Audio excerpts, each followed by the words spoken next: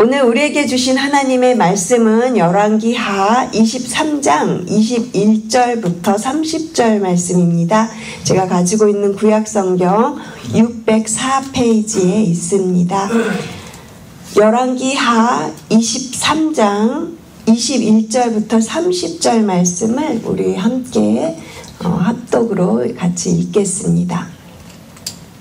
21절부터 같이 읽겠습니다. 왕이 뭇 백성에게 명령하여 이르되 이 언약책에 기록된 대로 너희의 하나님 여호와를 위하여 유월절을 지키라 하매 사사가 이스라엘을 다스리던 시대부터 이스라엘 여러 왕의 시대와 유다 여러 왕의 시대에 이렇게 유월절을 지킨 일이 없었더니 요시야 왕 18째 해에 예루살렘에서 여호와 앞에 이 유월절을 지켰더라. 요시야가 또 유다 땅과 예루살렘에 보이는 신접한 자와 점쟁이와 드라빔과 우상과 모든 가증한 것을 다 제거하였으니 이는 대제사장 힐기야가 여호와의 성전에서 발견한 책에 기록된 율법의 말씀을 이루려 함이라. 요시야와 같이 마음을 다하며 뜻을 다하며 힘을 다하여 모세의 모든 율법을 따라 여호와께로 돌이킨 왕은 요시야 전에도 없었고 후에도 그와 같은 자가 없었더라. 그러나 여호와께서 유다를 향하여 내리신 그 크게 타오르는 진노를 돌이키지 아니하셨으니 이는 므낫세가 여호와를 경노하게 한 그 모든 경노 때문이라. 여호와께서 이르시되 내가 이스라엘을 물리친 것 같이 유다도 내 앞에서 물리치며 내가 택한 이 성 예루살렘과 내 이름을 거기에 두리라 한 이 성전을 버리리라 하셨더라. 요시야의 남은 사적과 행한 모든 일은 유다 왕 역대지략에 기록되지 아니하였느냐.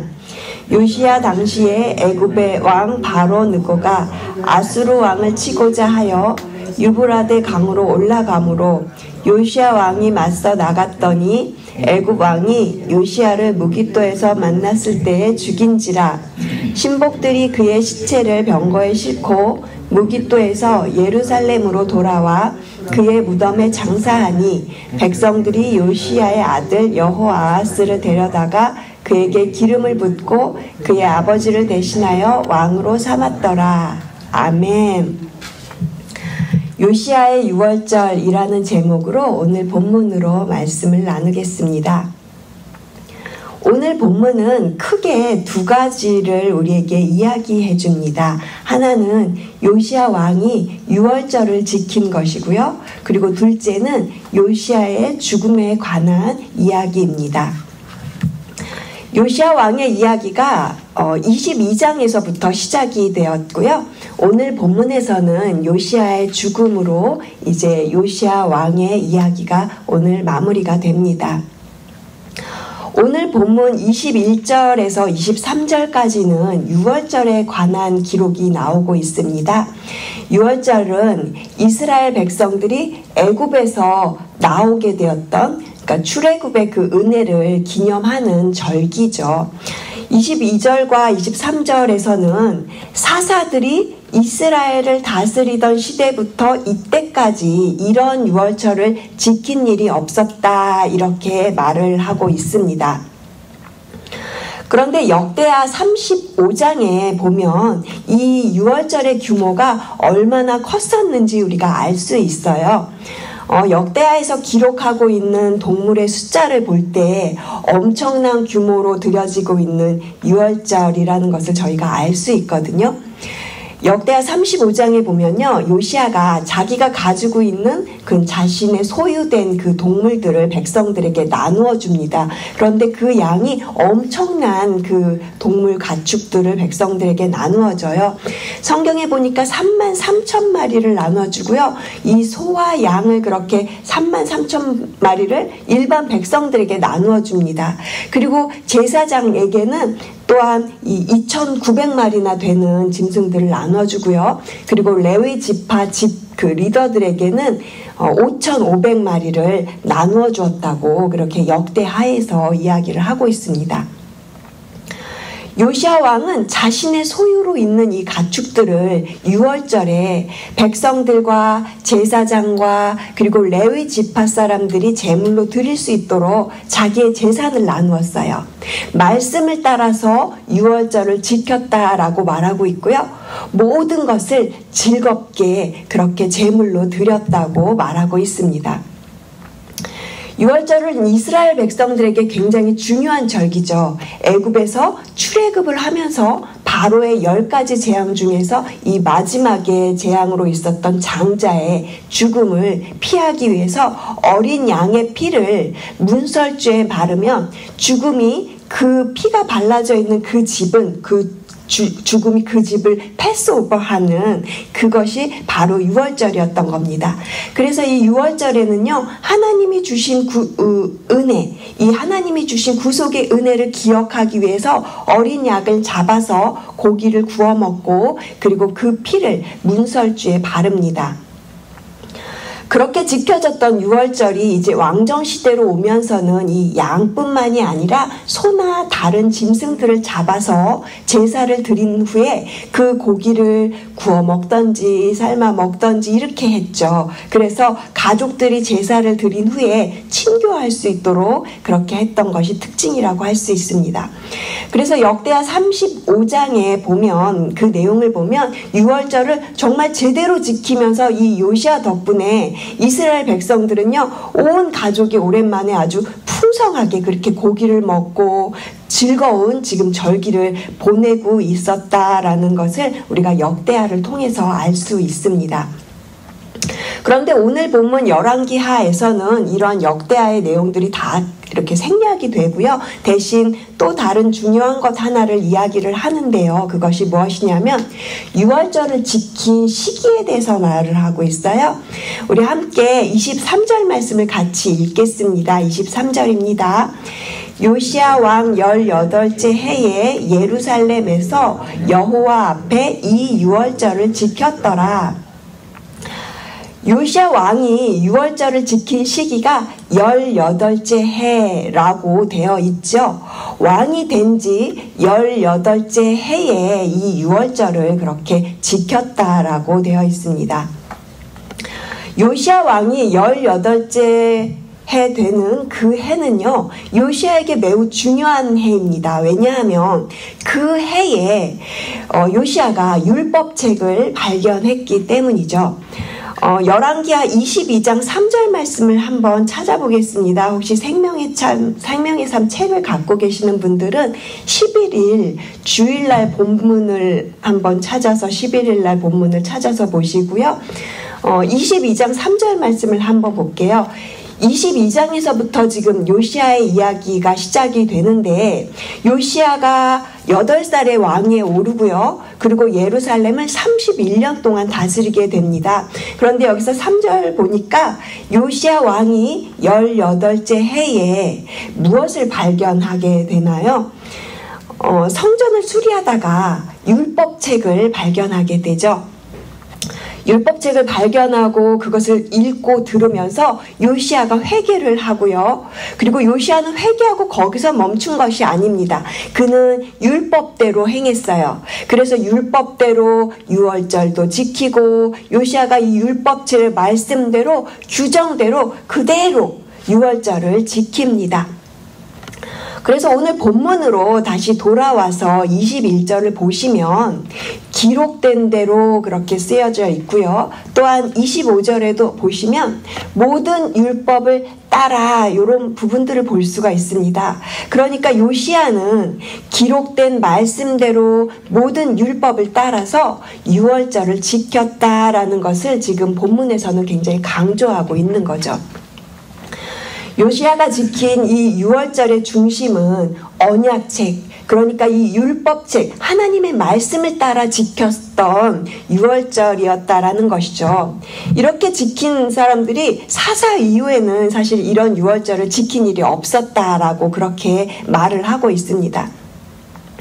그래서 요시야에 대해서 25절은 대단하게 요시야를 칭찬합니다. 우리 함께 25절 말씀 같이 읽겠습니다. 요시아와 같이 마음을 다하며 뜻을 다하며 힘을 다하여 모세의 모든 율법을 따라 여호와께로 돌이킨 왕은 요시아 전에도 없었고 후에도 그와 같은 자가 없었더라. 말씀을 그대로 지키고 따르면서 유월절을 지키기에 힘쓴 이 요시아 왕을 하나님께서 전무후무한 왕으로 그렇게 칭찬하고 있는 모습을 볼 수가 있습니다. 어제 저희가 새벽 설교에서 요시아의 종교개혁에 대해서 들었는데요. 요시아는 철저하게 산당과 이방 신들의 제사를 모두 다 제거를 했습니다. 정말 이 뿌리 깊게 박혀 있었던 우상과 미신들을 모두 다 철폐하였고요. 그래서 오직 마음을 다하고 뜻을 다하고 힘을 다하여서 그렇게 말씀을 이루면서 하나님께로 돌이켰기 때문에 이렇게 25절에서는 요시아에 대해서 대단한 칭찬을 하고 있는 것 같습니다. 그런데요, 26절을 한번 보시면 26절에서 그러나 이렇게 시작을 합니다. 여호와께서 유다를 향하여 내리신 그 크게 타오르는 진노를 돌이키지 아니하셨으니 이는 므낫세가 여호와를 경노하게 한 그 모든 경노 때문이라. 므낫세는요, 요시아의 할아버지입니다. 저희가 지난 금요일이었죠. 지난주 금요일날 새벽에 므낫세의 악한 그 우상 숭배에 대해서 저희가 설교를 들었습니다. 므낫세가 55년을 예루살렘을 다스리면서 다시 시작했던 그 우상 숭배가 극에 달하게 되죠. 그날 민경영 목사님께서 새벽 설교를 하시면서 그날 본문을 므낫세의 막장 드라마 이렇게 표현하셨던 그 부분이 굉장히 기억이 나더라고요. 온 백성을 다시금 죄악의 길로 이끌었던 가장 악한 왕이라고 할 수 있습니다. 이 므낫세가요.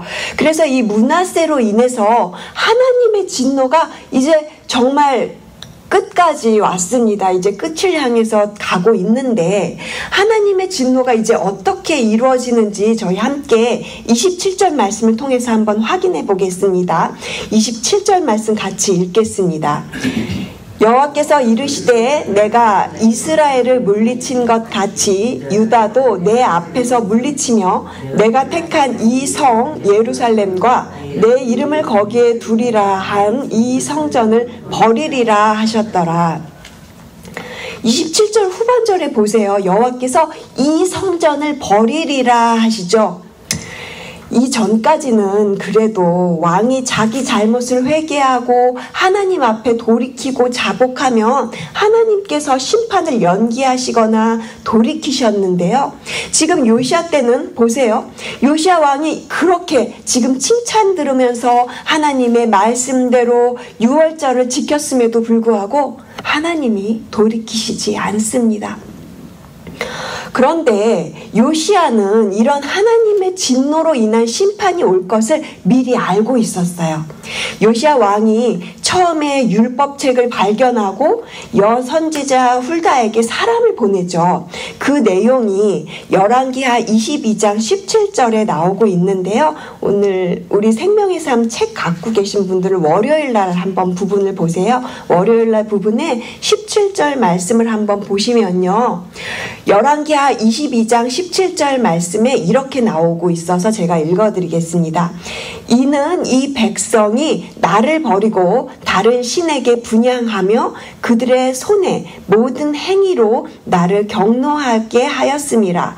그러므로 내가 이곳을 향하여 내린 진노가 꺼지지 아니하리라.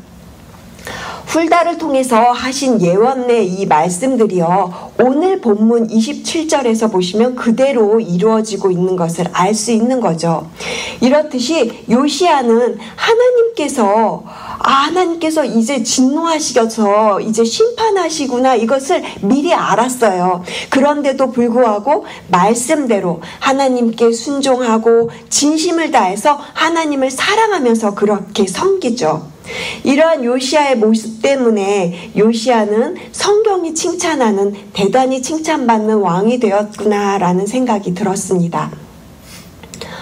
사랑하는 성도 여러분, 요시야의 개혁을 통해서 저희가 살펴본 것은 말씀대로 살았던 요시야의 모습입니다. 요시야는 하나님의 말씀대로 살았지만 그가 남유다를 구원할 수는 없었어요. 그럼에도 불구하고 요시야는요, 그런 사실을 예언을 통해서 들었음에도 불구하고 그저 성실하게 자신에게 주어진 사명을 다했습니다. 마음을 다하고 하나님의 말씀을 그렇게 그대로 따르면서 마음과 뜻과 힘을 다하여서 하나님을 사랑했던 이 왕을 생각하면서 떠오른 찬양이 하나 있었어요. 그래서 제가 찬양의 가사를 읽어드리겠습니다. 부르신 곳에서 나는 예배하네. 어떤 상황에도 나는 예배하네. 내가 걸어갈 때 길이 되고 내가 살아갈 때 삶이 되는 그곳에서 예배하네. 하나님께서 각자에게 불러주신 곳이 있습니다. 허락하신 그곳에서 불러주신 대로 살아가는 것이 우리에게 행복이죠. 요시야처럼 마음을 다해서 열심히 주님을 사랑하고 유월절을 이렇게 말씀대로 회복시켰던 것처럼 우리도 말씀을 따라 우리에게 주신 각자의 처소에서 또 우리에게 주신 그 예배를 회복하면서 그렇게 말씀대로 살아가는 것이죠. 각자에게 주신 자리에서 요시야처럼 하나님으로부터 칭찬받는 저와 여러분 되시기를 주님의 이름으로 축복드립니다. 끝으로 요시야의 죽음에 대해서 저희 잠시만 살펴보고 설교를 마무리하겠습니다. 29절을 보시면 이제 요시야 왕의 죽음에 관한 기록을 볼 수가 있는데요. 요시야가 무깃도에서 애굽 군대와 전쟁을 하다가 죽습니다. 요시야 당시에 애굽의 왕 바로느고가 아수르 왕을 치기 위해서 올라왔다고 되어 있어요.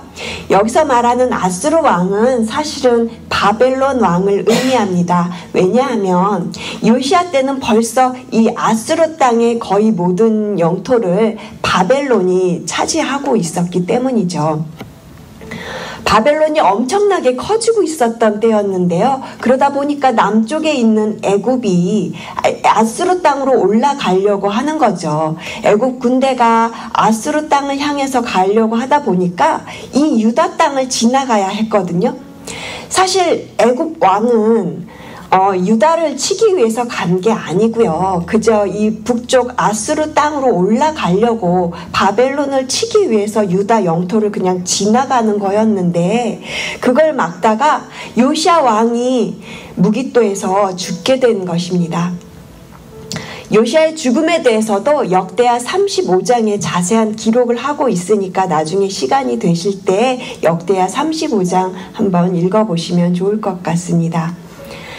요시야의 죽음에 대해서도 미리 예언을 했던 기록이 있어요. 그래서 이것도 같이 찾아보시면 좋을 것 같아요. 열왕기하 22장 20절 말씀입니다. 월요일 부분이에요. 월요일 부분에 보시면 그 내용이 나와 있어서 제가 열왕기하 22장 20절 말씀을 읽어드리겠습니다. 그러므로 보라, 내가 너로 너의 조상들에게 돌아가서 평안히 묘실로 들어가게 하리니 내가 이곳에 내리는 모든 재앙을 내 눈이 보지 못하리라. 여기까지만 읽겠습니다. 요시야의 죽음에 대해서 평안한 죽음을 예언하시고 있죠. 오늘 본문으로 돌아와 보면 요시야가 의문의 죽음을 맞게 됩니다. 성경이 말하는 이 평안한 죽음은 우리가 생각하는 것과는 확실히 기준이 다르다라고 생각이 되는 부분입니다. 성경은 비록 전쟁터에서 갑작스럽게 전사했지만 그가 평안한 죽음이었다라고 그렇게 말씀하고 있는 것이죠. 요시야가 39세에 죽어요. 왜 이렇게 갑작스럽게 죽은 요시야의 죽음이 평안한 죽음이었다라고 성경은 말하고 있는 것일까요? 하나님께서는 이미 유다의 멸망을 예언하셨습니다. 더 이상 진노를 거두지 않고 이 백성을 버리겠다라고 그렇게 말씀을 하셨습니다. 그런데 요시야는 이러한 하나님의 진노의 멸망을 보지 않고 하나님께로 갔습니다. 그래서 요시야의 죽음이 평안한 죽음이었다라고 말하고 있는 거죠. 비록 39년의 짧은 인생을 살았지만 요시아의 인생은 그 어떤 왕들보다 칭찬받았던 왕으로 살았습니다. 요시아의 전에도 후에도 이런 왕이 없었다라고 할 만큼 복된 삶을 살았고, 그리고 하나님께 인정받고 칭찬받는 삶을 살았습니다. 사랑하는 성도 여러분, 우리가 요시아의 죽음을 통해서 성경이 말하고 있는 죽음관을 생각해 보아야 할 것 같습니다. 오늘 우리는 우리의 남은 인생의 날들을 어떻게 살아가야 할까요? 어떻게 살다가 하나님 앞에 가야 하는 것일까요? 오늘 본문에서 살펴본 요시아처럼 각자에게 하나님께서 허락하신 자리에서, 부르신 그곳에서 하나님의 말씀을 따라 나 자신을 먼저 개혁하면서 마음과 뜻과 힘을 다해서 하나님을 사랑하며 그렇게 살아가는 삶, 이런 인생이야말로 가장 복된 삶이며 가장 복된 죽음임을 오늘 본문을 통해서 깨닫게 됩니다. 요시아처럼 살아가시는 저와 여러분 되시기를 주님의 이름으로 축복합니다. 기도하시겠습니다.